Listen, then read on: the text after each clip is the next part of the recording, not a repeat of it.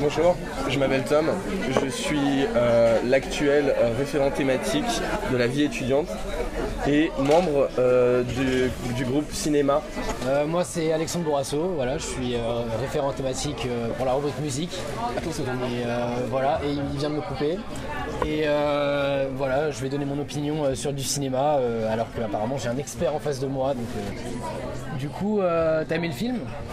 J'ai pas aimé Aquaman, c'est trop lourd dans sa construction parce qu'il voulait développer un truc à tout prix en rapport avec l'épopée du roi Arthur et la quête d'Excalibur et ça fait réchauffer quoi. Tu penses que c'est trop grossi Ouais, c'est très simple même. Dans la scénarisation, c'est quelque chose qui est complètement cousu de fil blanc et on voit où est-ce que ça nous mène et comment ça va se terminer avant même que ça commence. Qu'est-ce que t'en as pensé ? Moi je pense que Aquaman c'est, on va dire, le meilleur film d'ici qui est sorti depuis la trilogie des Nolan. Bon après forcément il y en a que j'ai loupé entre temps. Ouais, mais, voilà. Il y en a que j'ai loupé entre temps, mais Aquaman c'était quand même un projet ambitieux et globalement j'ai plutôt bien aimé. Tu as vu Wonder Woman ? Non, j'ai pas vu Wonder Woman. Alors comment peux-tu dire des choses aussi inexactes ? Qu'est-ce que tu as aimé dans Aquaman concrètement ? Dans Aquaman, on va dire la réalisation était quand même pas mal, et puis après il y a un ensemble de choses que j'ai bien aimé. On va dire l'acteur est assez charismatique, même si des fois ça frôle un peu le parodique, mais on va dire il est un peu badass quand même. Moi j'ai plutôt bien aimé. Je suis d'accord pour dire que le personnage le casting de Jason Momoa c'est quand même un coup de génie dans le sens où on parle d'un personnage quand même qui parle au poisson, un blond ridicule qui chevauche des comment ça s'appelle les poissons chevaux là. Ouais, j'ai voilà. pas le nom. Bon, bref, des hippocampes. Voilà, ouais. Merci Régisseur. Exactement. Et donc et c'est vrai que caster Jason Momoa c'est Khal Drogo, c'est un mec qui est classe. Cet acteur est classe. Mais le problème c'est que ok c'est intéressant d'avoir casté parce que du coup tu rends un personnage qui fondamentalement est ridicule un petit peu stylé. Mais dans le cas présent, je trouve que c'est Jason Momoa qui fait du Jason Momoa en fait, et tu t'en rends compte pendant le film parce que il n'a pas la personnalité, il n'a pas la substance d'Aquaman. Après, on s'en fout que ça dérive un petit peu des comics, mais là en l'occurrence, l'acteur se joue lui-même. Mais toi, t'as lu les comics d'Aquaman ou pas pour savoir s'il dérive ? Vaguement. Ouais. Non, mais d'accord. Ok. Je t'accorde ce point-là. Qui fait 2 mètres de hauteur. Ouais. Tu t'es pas identifié.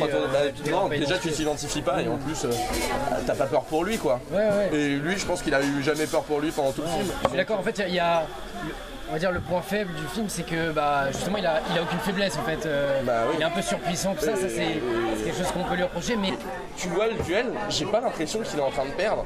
Alors ok, à un moment il lui pète son trident, mais quand bien même, c'est Jason Momoa, le mec à main nue, il les défonce. T'as pas peur pour lui ? Ouais, non mais ça c'est le problème il lui a donné quand même une grosse dose de puissance qui fait que oui c'est vrai qu'on s'inquiète pas beaucoup. J'ai bien aimé la référence un peu à l'actualité avec la crise environnementale où justement les Atlantes comment dire, voilà, c'était pas mal. Ils souffrent de la pollution. Reprochent aux surfaciens de polluer leur monde, tout ça. J'ai bien aimé ce lien-là, ce clin d'œil, ouais.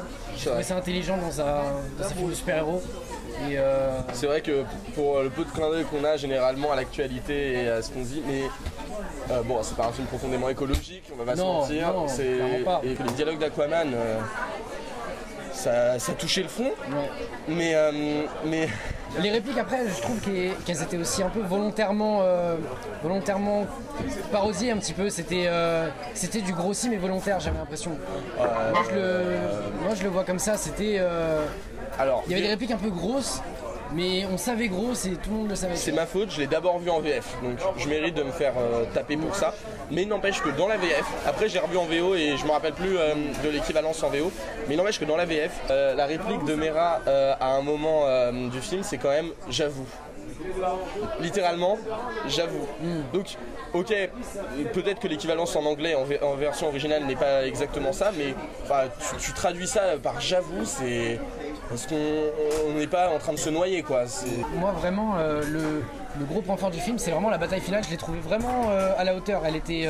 Les effets spéciaux sont cool. Quand vraiment tous les royaumes viennent se battre et tout, il y avait vraiment une dimension bien sublime dans la bataille finale. Franchement, il y a un moment avec tous les effets spéciaux et tout, ça m'a fait un peu le même effet que quand j'ai vu la bataille finale de Star Wars dans le 2.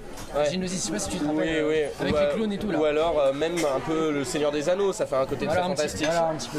Je pense vraiment que dans la bataille, t'es pas impliqué émotionnellement. Tu t'en fous des deux armées. Sincèrement, tu t'en fous. Tout le film se base sur le concept qu'ils veulent faire la guerre aux Surfaciens.